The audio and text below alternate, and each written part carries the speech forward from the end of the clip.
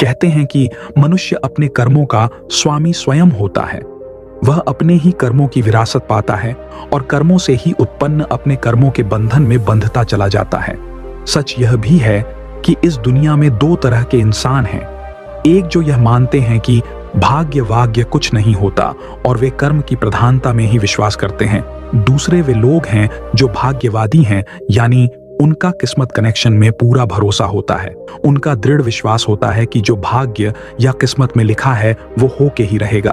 अर्थात इंसान जिंदगी भर कर्म और भाग्य की दो धुरियों में घूमता रहता है और अंततः दुनिया से अलविदा हो चला जाता है।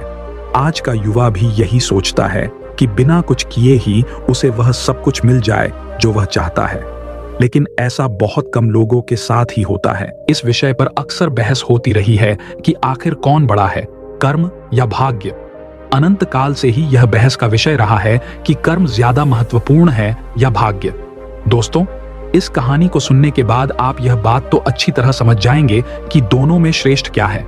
जानने के लिए कहानी को अंत तक ध्यान से सुनिएगा। एक जंगल के दोनों ओर अलग अलग राजाओं का राज्य था और बीच में जंगल। उसी जंगल में एक महात्मा रहते थे जिन्हें दोनों राजा अपना गुरु मानते थे। उसी जंगल के बीचों बीच एक बड़ी नदी बहती थी। अक्सर उसी नदी को लेकर दोनों राज्यों के बीच झगड़े फसाद होते रहते थे। एक बार तो बात इतनी बिगड़ गई कि बात युद्ध तक आ पहुंची। कोई भी राजा सुलह को तैयार नहीं था, सो युद्ध तो निश्चय ही था। दोनों राजाओं ने युद्ध से पहले महात्मा का आशीर्वाद लेने की सोची और पहुंच गए जंगल की उस कुटिया में जहां महात्मा रहते थे। पहले एक राजा आया और उसने महात्मा से युद्ध में विजय का आशीर्वाद मांगा। महात्मा ने कुछ देर उस राजा को निहारा और कहा कि राजन, तुम्हारे भाग्य में जीत नहीं दिखती, आगे ईश्वर की मर्जी। यह सुनकर पहला राजा थोड़ा विचलित तो हुआ, फिर उसने सोचा कि यदि हारना ही है तो पूरी ताकत से लड़ेंगे, परंतु यूं ही हार नहीं मानेंगे, और अगर हार भी गए तो हार को भी औरों के लिए उदाहरण बना देंगे, परंतु आसानी से हार नहीं मानेंगे। यह निश्चय कर वह वहां से चला गया। दूसरा राजा भी जीत का आशीर्वाद लेने महात्मा के पास आया, उनके पैर छुए और विजय का आशीर्वाद मांगा। महात्मा ने उसे भी कुछ देर निहारा और कहा कि बेटा, भाग्य तो तुम्हारे साथ ही है। यह सुनकर राजा तो खुशी से भर गया और वापस जाकर निश्चिंत हो गया, जैसे कि उसने युद्ध बिना लड़े ही जीत लिया हो। अंततः युद्ध का दिन आया। दोनों सेना एक दूसरे के आमने सामने थीं और युद्ध का बिगुल बज गया। युद्ध प्रारंभ हो चुका था। एक तरफ की सेना यह सोचकर लड़ रही थी कि चाहे किस्मत में हार क्यों न हो, परंतु हम हार नहीं मानेंगे। हम अपना सर्वश्रेष्ठ कोशिश करेंगे, अपना सर्वस्व झोंक देंगे। और वहीं दूसरी तरफ की सेना एक निश्चिंत मानसिकता के साथ लड़ रही थी कि जितना तो हमें ही है, तो घबराना कैसा। लड़ते लड़ते दूसरी सेना के राजा के घोड़े के पैर का नाल भी निकल गया और घोड़ा लड़खड़ाने लगा। पर राजा ने ध्यान ही नहीं दिया, क्योंकि उसके दिमाग में एक ही बात चल रही थी कि जब जीत मेरे भाग्य में है ही, फिर किस बात की चिंता। कुछ ही क्षण बाद दूसरे राजा का घोड़ा लड़खड़ा कर गिर गया, जिससे राजा भी जमीन पे गिर पड़ा और घायल हो गया और वह दुश्मनों के बीच घिर गया। पहले राजा के सैनिकों ने उसे बंधक बना लिया एवं उसे अपने राजा को सौंप दिया। युद्ध का निर्णय हो चुका था। युद्ध का परिणाम बिल्कुल महात्मा की भविष्यवाणी के विपरीत था। निर्णय के बाद महात्मा भी वहां पहुंच गए। अब दोनों राजाओं को बड़ी जिज्ञासा थी कि आखिर भाग्य का लिखा बदल कैसे गया।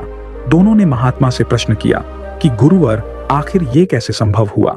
महात्मा ने मुस्कुराते हुए उत्तर दिया, राजन, भाग्य नहीं बदला, वो बिल्कुल अपनी जगह सही है, पर तुम लोग बदल गए हो। उन्होंने विजेता राजा की ओर इशारा करते हुए कहा कि अब आपको ही देखो राजन, आपने संभावित हार के बारे में सुनकर दिन रात एक कर दिया। सब कुछ भूलकर आप जबरदस्त तैयारी में जुट गए, ये सोचकर कि परिणाम चाहे जो भी हो पर हार नहीं मानूंगा। खुद हर बात का ख्याल रखा, खुद ही हर रणनीति बनाई, जबकि पहले आपकी योजना सेनापति के भरोसे युद्ध लड़ने की थी। अब महात्मा ने पराजित राजा की ओर इशारा करते हुए कहा कि राजन, आपने तो युद्ध से पहले ही जीत का जश्न मनाना शुरू कर दिया था। आपने तो अपने घोड़े की नाल तक का ख्याल नहीं रखा। फिर आप इतनी बड़ी सेना को कैसे संभालते और कैसे उनको कुशल नेतृत्व देते। और हुआ वही जो होना लिखा था। भाग्य नहीं बदला, पर जिनके भाग्य में जो लिखा था उन्होंने ही अपना व्यक्तित्व बदल लिया। फिर बेचारा भाग्य क्या करता।